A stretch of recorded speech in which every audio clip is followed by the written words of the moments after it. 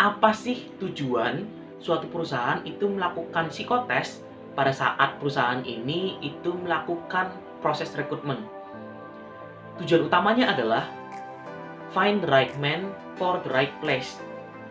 Biasanya suatu perusahaan itu akan melakukan satu offer atau lowongan pekerjaan suatu khusus secara spesifik, dan perusahaan ini tentu akan mencari kandidat yang terbaik dari yang terbaik untuk pekerjaan yang di-offer.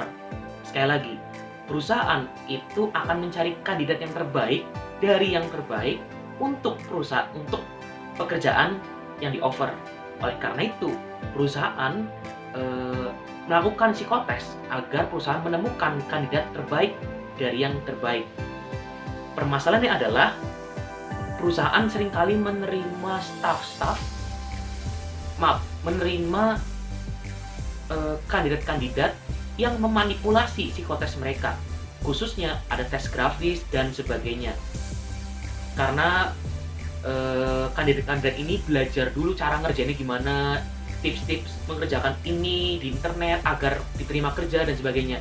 Tentu nggak disalahkan kandidat belajar di internet, karena dari sisi kandidatnya sendiri pasti berharap diterima kerja. Akan tapi dari sisi perusahaan akan kesulitan menemukan kandidat terbaik dari yang terbaik. Kenapa? Karena dari hasil psikotesnya aja itu terkadang udah nggak valid, udah nggak menggambarkan si kandidat terkait. Jadi tujuan perusahaan mencari right man for the right place dan right man in the right place itu agak terkendala karena kandidat-kandidat ini melakukan manipulasi data yang mereka berikan mengenai diri mereka sendiri. Nah, jadi dari video yang singkat ini, untuk semua pencari kerja, saya menghimbau agar memberikan data diri kita sebagai kandidat atau sebagai staff yang sejujur-jujurnya dan yang apa adanya. Karena tentu perusahaan akan mencari orang yang paling tepat di antara orang yang tepat.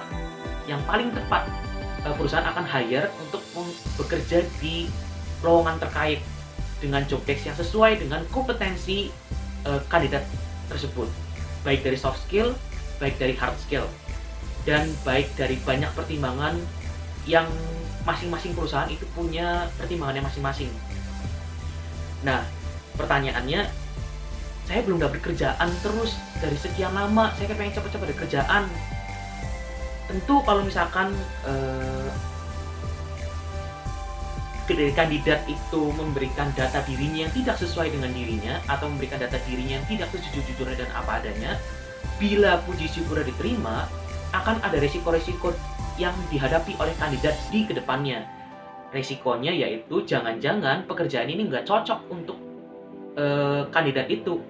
Jangan-jangan kompetensi yang dibutuhkan, terutama soft skill, itu nggak cocok untuk pekerjaan itu. Terlebih lagi, karakter dan kepribadian orang itu juga berperan dalam kenyamanannya ketika bekerja.